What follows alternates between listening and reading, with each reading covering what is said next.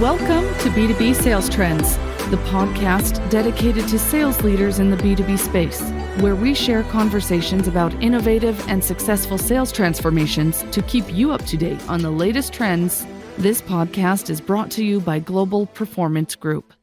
Welcome to another fabulous episode of the B2B Sales Trends podcast, my lovely people. The show that brings you hacks, tips, thought leadership to the topic of B2B selling. My name is Kendlbacher, and today's episode is about building a culture of outcome, impact, and economic value. And the expert for the session today is Christian Smith. Christian has been the former chief revenue officer at Splunk and recently has retired, which I'm personally extremely jealous of. Welcome to the B2B Sales Trends podcast, Christian. Thank you so much. It's an honor to be here. Christian, as a form of introduction, give us a little bit of an intro about yourself, your role, and how you got to this place here.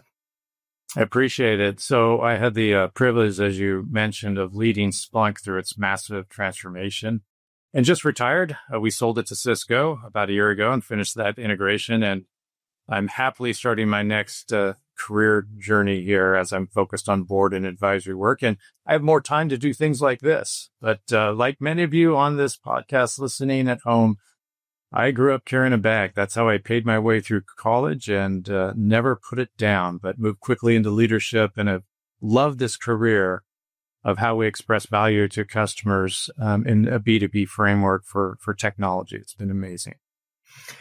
Thank you for that, for that introduction, Christian.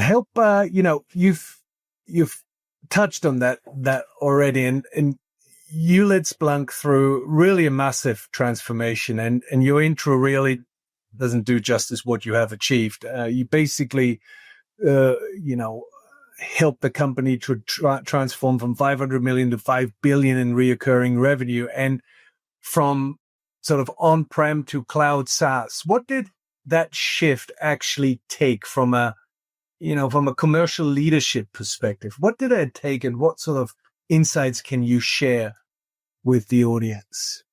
It's a lot, by the way. So let me try to boil it down and keep it focused. The first thing is a cultural shift.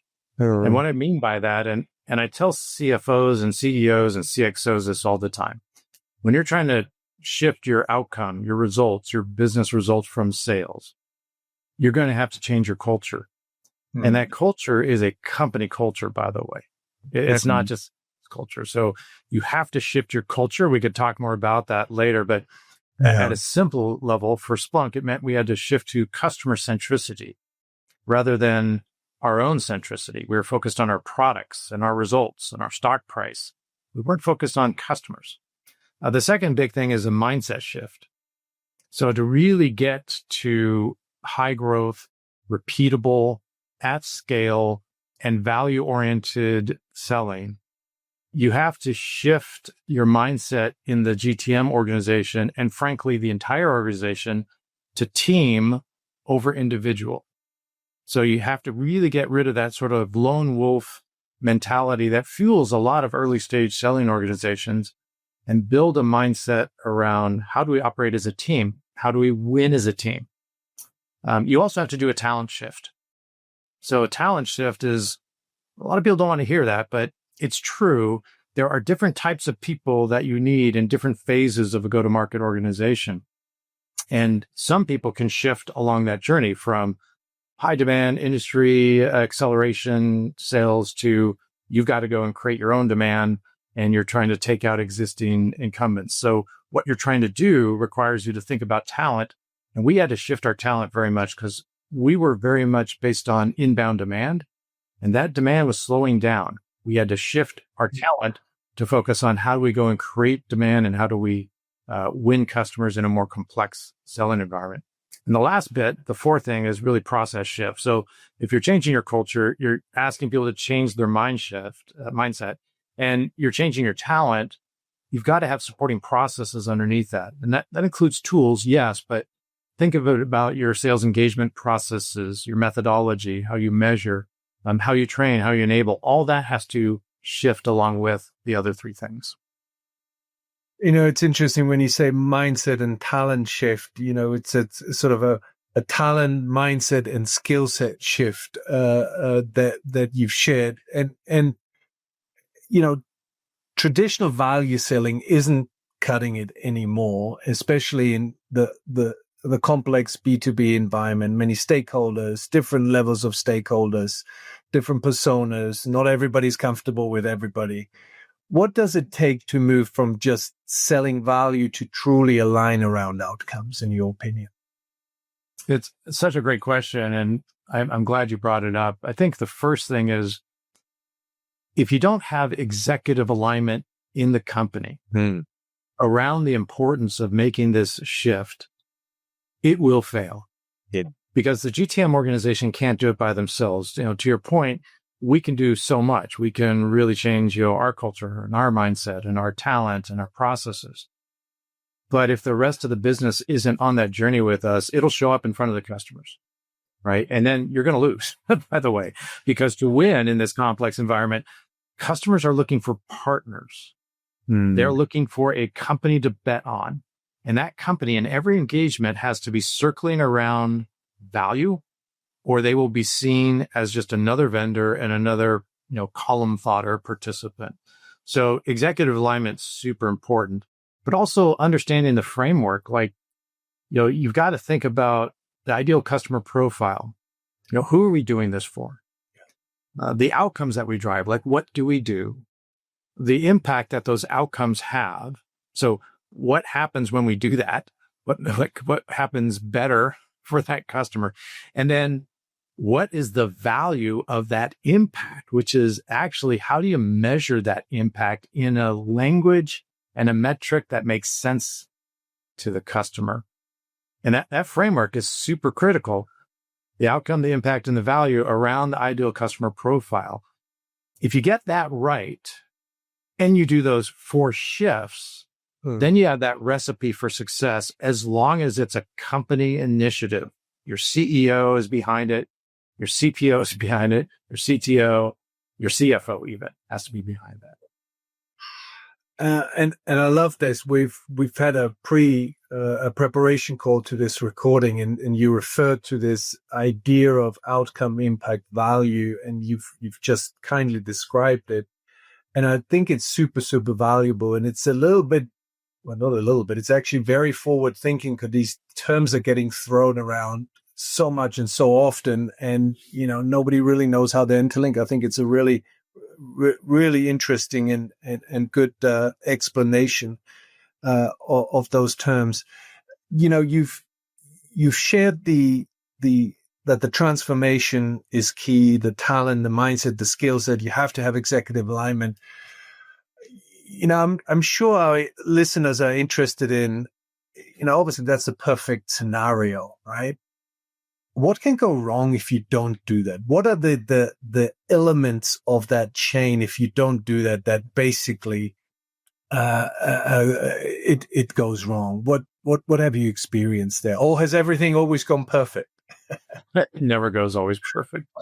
And that's why I say the executive alignment is so important. In my own journey at Splunk, there were times when we didn't have full executive alignment around how we're going to make these transformations happen. And what you would get is stakeholders that kind of would double down on their approach or what they thought would work, even if they weren't in the GTM organization. And what I found is the biggest disconnect, frankly, was nobody was really listening to the customers, And the interesting thing is the secret's always in the customers. If you're willing to ask the right questions and be honest, and you will find that a lot of executives like to just sit in a glass tower and read off spreadsheets and look at trends and go, this is what's happening, without actually taking the effort to go out and talk to customers. And when you do, you find all sorts of interesting things. And here's something that I'm willing to do. And by the way, we'll talk about, what great reps have to do. But one of the things I think every great executive has to be willing to do is check their ego in the door and ask customers hard questions like, hey, Mr. Executive, Mr. CIO or CTO, or Mrs. CEO, do you understand the value that we're delivering to your organization, and are you comfortable with it? Now, how many people ask that question, right? It's a scary thing to ask. I ask that question in every executive engagement. And 9 out of 10, they will say, no, I don't understand the value you're delivering to my organization. And I'm not comfortable with it. Right. In fact, I don't know why we're paying you any money. My team says you're important. I don't understand how you're important. And it's getting expensive. That's what they would say every single time. And again, I grew up as a rep. It's not your first order to try to uncover problems, right? Most people are trying to, they have very, rose-colored glasses, happy ears. We like to win. We like to always win. We always want to be the top rep. That's just not reality, right? It takes hard work. But to sell in a value world, right? In a world where customers have limitless options today, because they do, and where they have super high demands on their dollar spend, like every CX level is getting pressured by their CFO and their CEO to cut costs, trim costs, optimize costs, right? Even if they're super profitable, they're getting that same driver. So knowing that, you've got to be able to step into that void and ask hard questions, because when you connect the dots, if you can actually articulate that, hey, look, my whole job here and my whole company's job is to help you and to drive value for you. And if you don't understand what that is, my job is to make sure we can articulate that for you and prove to you that the investment you're making with us is worth it and that we're driving what matters to your organization. When you do that, by the way, you can then ask for permission. And I can do that if you just give me a little air cover. Help me work with your team. I've got a set of workshops. We can go do this. I'll come back to you. We'll show you the value that we're delivering, and you can tell us if you believe it or not. And if you do, then I'm going to talk and ask about showing you where we might be able to do more. My point there is that's a hard set of conversations to have. And when we did that at Splunk, by the way, and brought that verbatim back to our executive staff, they were flabbergasted. They were flabbergasted by the fact that customers at the C level, who are making the actual decisions, by the way, about where they spend their money, didn't understand what we were doing for those organizations. And they're spending millions and millions and millions a year with us. Yeah. And the symptom of that usually is, budgets get cut, or you lose a customer, or a new C level comes in and says, well, we don't need to be spending that. All because nobody has done that work of defending the value. There is, when I listen to, to you and how you describe, the behavior that you have led with, it's easy to see how people have followed you and the great success that you've had. So hats off to you. Really, really cool stuff here. Sure.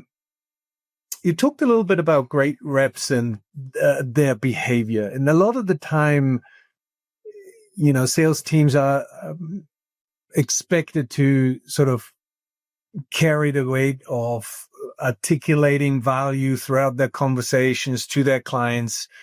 But what else needs to happen across these different functions, like product marketing, customer success, and so forth, to have that total value aligned culture, if I can phrase it that way? What other aspects are critical in your opinion? I'm so glad you asked that, because I spend a lot of time doing advisory work for CEOs at early stage companies. And by that, I mean, they're usually 100, 200, 300 million in ARR. Mm-hmm. And I consider that early stage, right? You're still trying to get repeatability and build out your scale and figure out how to get to that billion plus mark. And the same conversation I have is what I had with my own team at the time, which is when you look, you will find the super reps. Yeah. And it's one of those, things that the best sellers do. And I think I did this exceptionally well as a seller as well. I could figure out how to articulate value myself. I could go through the product, the capabilities, the demos. I could listen to the customers. I could try things and figure out, okay, this is the value story. And then I could repeat that and scale that. Great reps can do that regardless of the business. The challenge is not everybody has that DNA. Not even every great rep has that DNA, by the way. And so what you want to be able to do is patent that, right? And accelerate that across the whole business. And it's not fair, by the way, that the selling organization has to figure that out. And this is certainly something we saw at Splunk. Like the selling organization actually had to figure it out in the early days. We did all that value creation. We did, in essence, what the job of product marketing was.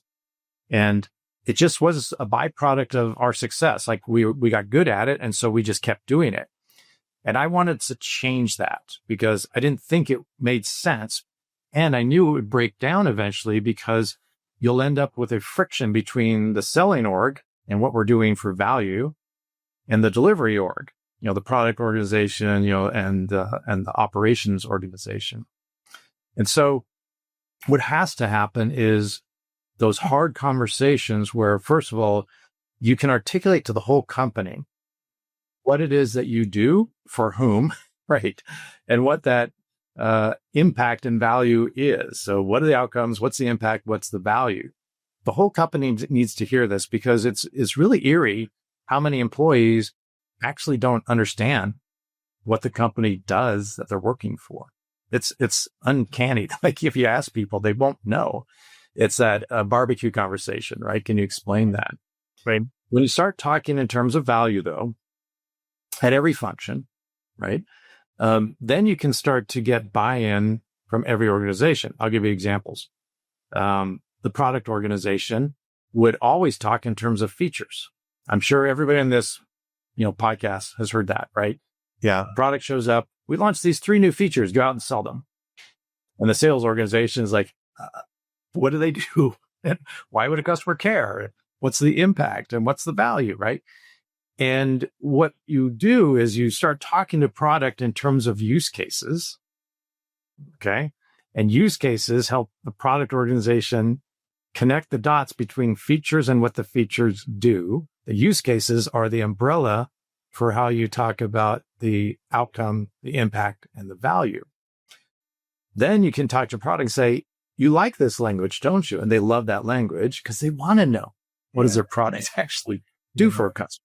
They want it to be used. They want it to be meaningful. And then you can start that process of saying, hey, product, by the way, we're not going to sell anything that you give us, anything, until you can lay out the use cases for us, the outcome, impact, and value. Nice. That's it. We won't sell it. Marketing, by the way. Yeah. Same thing. We're not going to get behind that in sales until you deliver material that's talking to an ideal customer profile that can articulate what is that outcome, what's the impact, and what's the value in that use case. And by the way, you don't have to market everything that we do and our products do. We need to talk about the use cases that matter, that really, really matter. Love it. And it's something that's I've been doing this for 25 years and it's not often that people think about that company-wide culture implementation of customer centricity. They pick out different divisions and different functions and you do this, you do that, complete disconnect. And it could be so simple, right? Interesting. You've mentioned the importance of really articulating and having the right types of conversations with the CXO level. And of course, key stakeholder, may it be a CFO or may it be other roles at that level.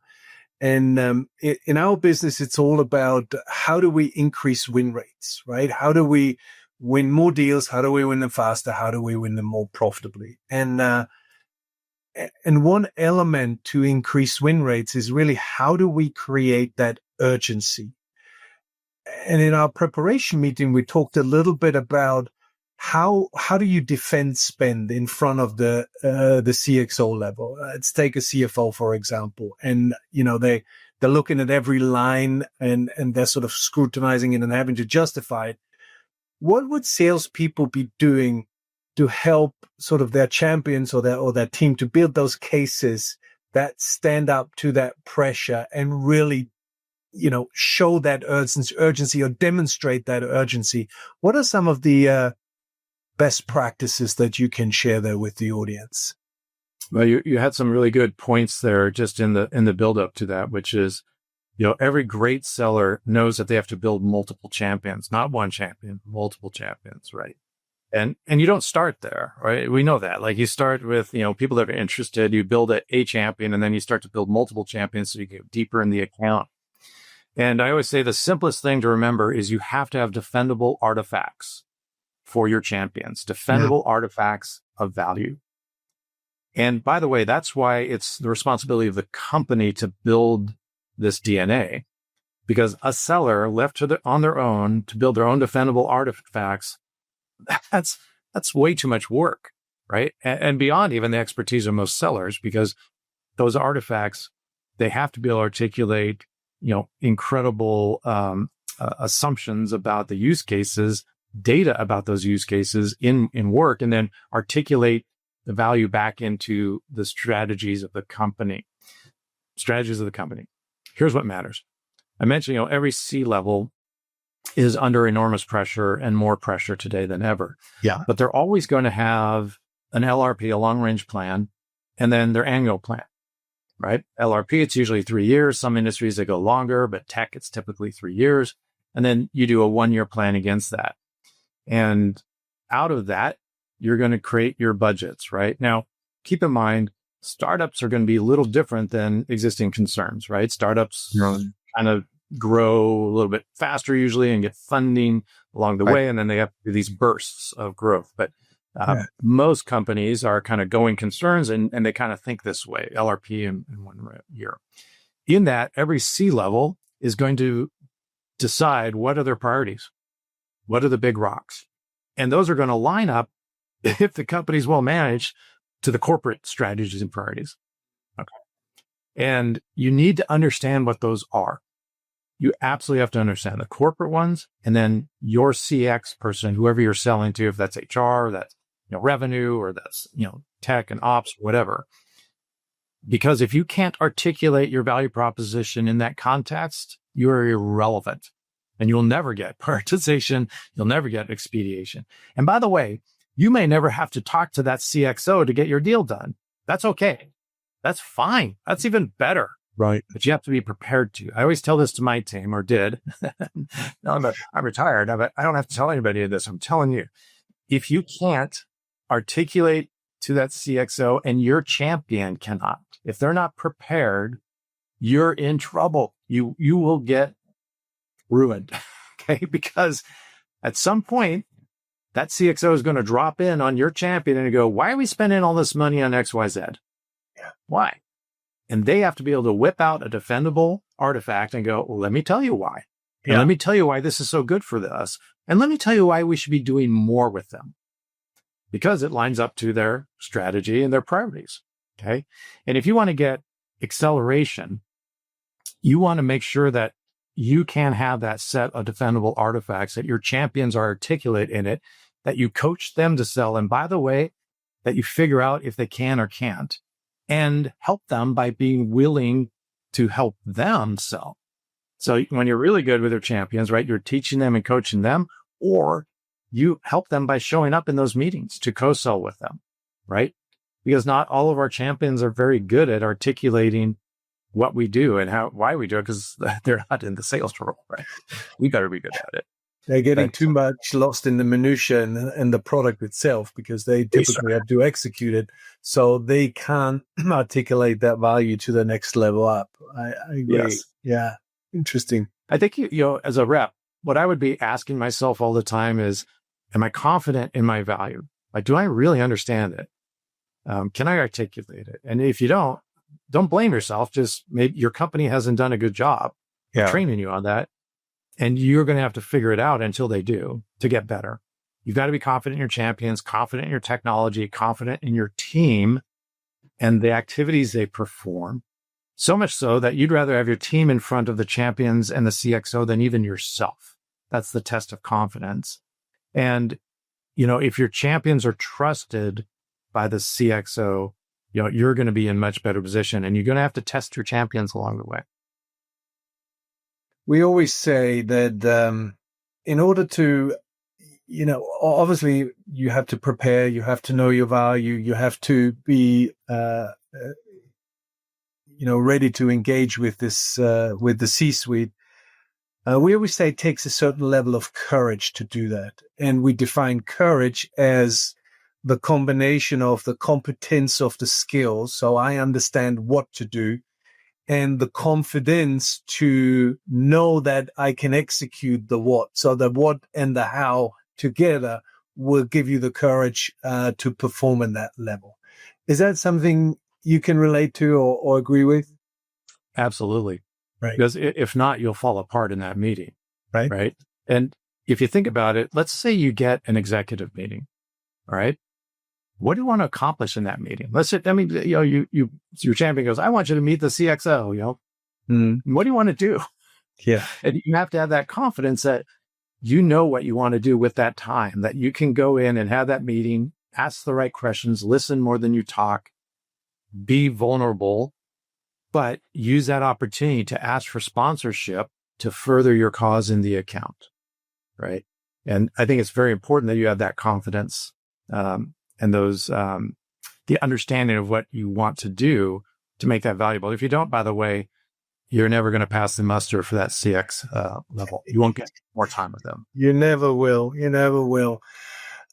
We always talk about, obviously decision making is key to move somebody off the status quo, to really shift them to change. And in our research says that there's really two reasons or two elements to decision making. So people make decisions one out of two reasons.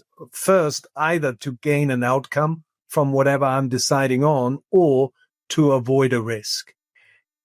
And if I can't facilitate my conversations around those two elements, I don't really have a place to speak in front of somebody at that level. Does that resonate with you? I think you're spot on. At the end of the day, most strategies in business are about, either risk avoidance, risk containment.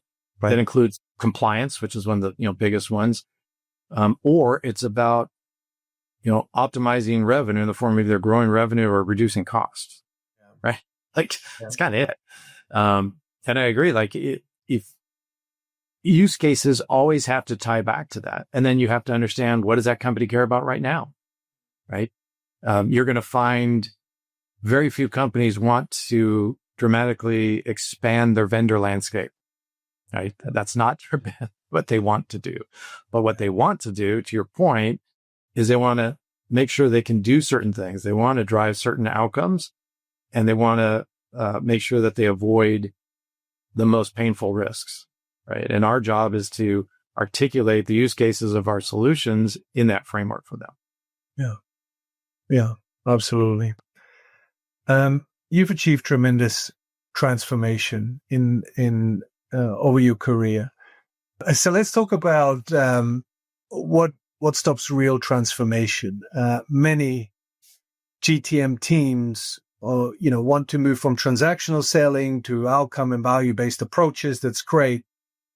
But the rest of the business doesn't always evolve with them and alongside them. From your experience, what gets in the way of that true transformation, and what helps those organizations to really be aligned, as we've described early on? Yeah, I think the first thing is, and you've all seen this, I'm sure, is oversimplification. Change, as you get to know, the more you do it, is really hard. Yeah. Organizations, GTM organizations in particular, are very resilient against change. They don't want to. They just want to keep going the way they've always been going. Even though we know change is always good. We know it. New value proposition is good. New territories are good. New resources are good. But we always kind of resist it. And what I think, we talked about exec alignment, and that's number one, by the way. The Achilles always is exec alignment, because you can get good change management happening in your GTM. You can do all the other things we'll talk about that are, the reinforcing functions. But if that head of revenue, it's a CRO or president or VP of sales, whoever it is, isn't aligned with the rest of the org rest of the org will naturally resist because they don't want to change. So they won't start talking in use cases, for example, or they won't create marketing materials that expresses value, or they will fight the funding prioritizations of the business when it comes budget time at the executive level. And it's that human nature of, and I've seen this over and over, it's hard for me to see because it happens in so many businesses, but there's this natural thing that happens with leaders where they want to create their own silo. They want to build their org and their budget and their control, and they will hold on to lots of things in order to accomplish that. For example, they will hold on to functions that report to them that maybe shouldn't, because those functions are full of headcount and full of budget. And they know that headcount and budget equals power. And power is good for me in my career. You will see that over and over again. It's horrible. Yeah. It's horrible for the company and horrible for customers, because true transformation means you put the customer at the center of everything, right? And then you design your engagement model around that, usually requiring simplification, right? Simplifying how you engage, but also funding the things that drive the most value for the customer, not you individually and your pillar that you're building. And so there are times when you'll come into a situation and go, wow, we're going to have to eliminate this entire function because it doesn't serve the customer. It just serves us. And if the organization is aligned, they'll go, okay, you're right. That's not the best thing for our customer, which is not the best thing for our shareholders and employees. Let's make that change. So again, or exec alignment, you have to have a CEO who gets it, who will support it. And then inside of that, once you move past the human nature, you have to have the supporting systems, processes that we talked about earlier to drive the activities and the behavior. And it's going to be a process that takes time. And I'll just give you one example. You have to do use case selling. There's some things you have to have. You have to have a common taxonomy, right? And what I mean by that is the whole company has to talk about use cases the same way. And I guarantee you, most companies, they don't. Like marketing talks about them one way, product another way, and sales another way. And so you end up like with this weird, dynamic. So it's got to be a common taxonomy. At Splunk, it took us almost a year to agree to that defined common taxonomy across the entire business. Almost a year, right? But I knew we had to do it. So my change was going to be a 3-year process. Common taxonomy, got executive alignment, no problem. Common taxonomy. Then out of that, you can do common measurement, which is how do you measure those use cases, right? How are you measuring that you're marketing them, you're selling them, customers are using them, right? So how do you measure that? Once you're measuring stuff, by the way, you have ability to have this self-fulfilling reinforcement, because now you can show the whole company.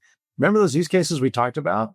Yeah. Here are the ones that are getting us the most sales. Here are the ones that are getting us the most retention. Here are the new ones that customers are adopting the fastest. Here are ones that are not being used in Japan, but they're being used in India, right? Why is that? And you can start to really understand your business better all around your ideal customer profiles, all around the value that you're delivering. And then you can keep supporting the sales motion with tools, right? And tools that measure value and the whole value framework and the value team and adoption and success motions and metrics around the use cases that deliver the most value, that deliver the best outcomes through the best mechanism, because most adoption and success teams are just a bunch of teams that were thrown at the customers who are just calling them going, hey, are you using our stuff? That's what most of them are. They're not doing it methodically around all the data, the common taxonomy, the measurement, the ICP, the value and the sales motions. And that all that at the end of it gives you the economic drivers for your company, by the way. And so that's how I was able to get it to happen is relaying it that way to the whole company so they could see, look, we can make better decisions about what things we should be building and what capabilities we should invest in and what companies we should buy, because we have the data of what matters the most to our customers and what helps us win competitively and retain and grow our revenue. And that takes years to do. But when you do it, man, everybody gets it. Like it's just a different environment to operate in. You've refer to use cases now a lot, and I know there's probably, a multifaceted answer here, but for our listeners, one of the questions I'm sure they would have is share with us. So at a very generic level, what are the key elements of an ideal use case in your mind? So what is the perfect use case, and what are the, 3, 4, 5 things that use case need to have so that we can deliver, most value, the most outcome? The first thing is the use cases have to matter to the customer. Yeah. All right. Now, all comes back all the time to that, doesn't it? It's interesting. It always does. To your point, though, the use case is going to either help them grow revenue, reduce costs, or reduce risk, right?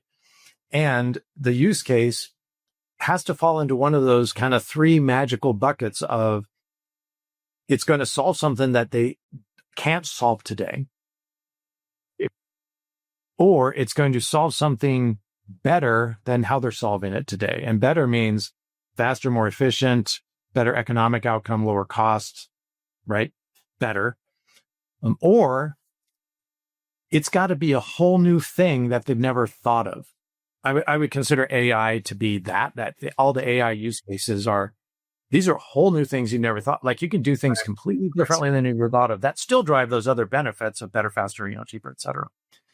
But then it has to be able to articulate into the work of that ideal customer profile, right?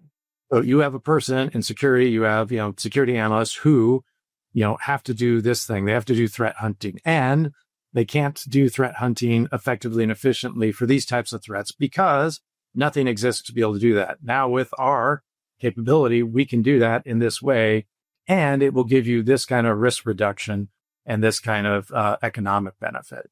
So you have to be able to really tie it to that ICP. And that ICP, by the way, could be multiple roles in the company, right?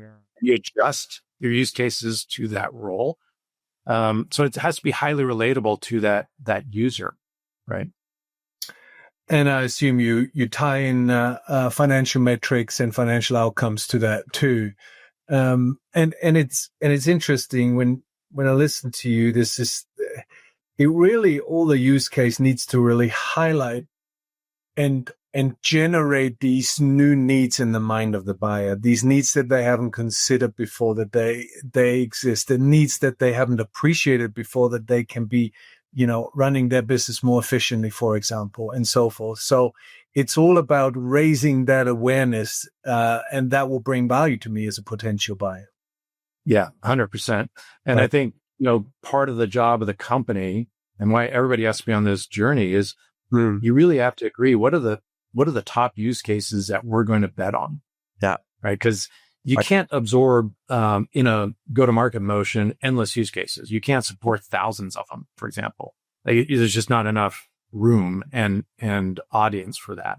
Even though you may do thousands of use cases in your stack, you got to boil it up to the most salient ones that are competitive differentiators for you, that matter to customers, that they are putting and willing to put budget against, right? Yeah. And that you can defend the value impact, because there are times when you can do use cases and solve a problem the customer loves it, but it's not defendable for the money they're spending. Right. So make sure that the value impact ties to the business case. Just made a note on my to-do list, and I recommend every listener right now to do the same thing. I said, go over your use cases and review them according to what Christian said. So do the same thing. Good. Great input, Christian. Last question on every podcast. We're well over our 30 minutes limit typically, but it's been fascinating talking with you. The last question on every single podcast I ask is your opinion of what are the top sellers do really, really well, in your opinion? And if you can think of it in the first most important thing, the second and the third, and in that order, what are the top 3 things, in your opinion, that great sellers need to do and execute to be elite? So, number 1, we talked about earlier, which is you have to be able to articulate value regardless of your company's readiness to do so. Yeah, right. The best sellers do that. And by the way, I hunt them out, I find them, I record them because they've already done a lot of the hard work because they're that good, right? So that's number one. I think the other is you have to really, in today's environment, lead a team. You have to work as a team. And that requires a different mindset than the traditional sales mindset. Like when I grew up selling, it was all about me and my quota and my productivity and how I got out there and won the club trips and, et cetera, et cetera. To get to the kind of value discovery and conversation we talked about today, you cannot do that alone. There's no way. You are going to require a team of highly skilled, capable people that all fill in the gaps that we all have. You're going to have your technical sellers who are critical, our ability to do this. You're going to have some specialists along the way, specialized experts, whether it's field CTOs or CISOs or, what have you. And as you get to scale, you'll have a value team, a team that, builds those value tools and often helps you with the more complex deals to build defendable artifacts. And of course, everybody else, and whether it's customer success and your professional services, but you don't get there without a team. And really great sellers, they acknowledge that. They celebrate every win as a team win. They never think of themselves first. And that, I think, differentiates them. Last thing I'll say is growth mindset. You've probably heard it a million times. But that growth mindset is I'm always learning, always curious. I'm willing to get better. I know I can always get better. And I'm open to the feedback and open to, how do I continue to grow myself to be better at this job? So I think those are the three things that I see continuously. Fabulous. My lovely listeners, you've heard it here from Christian. Articulate value regardless of your company's readiness. Work as a team. To sell as a team and serve the customer as a team and execute a growth mindset. Always learn, progress, and grow. Christian, thank you. I know our listeners super appreciate your insights and your thought leadership on today's podcast. Thank you for taking the time. Thank you so much. Thanks for having me on, and good luck to everybody. Keep selling. It's an incredible profession. 2 calls to action, my lovely people. Go to the B2BSalesTrends.com site, subscribe and share this or any other episode with people who you think would be interested in that. As well, go to our YouTube channel, B2B Sales Trends Podcast, or go to globalperformancegroup.com. If you want to compare your win rates with the current win rates within your industry, go to our win rates calculator. Until the next time, look after yourself, look after your loved ones, and of course, your B2B customers. All the best.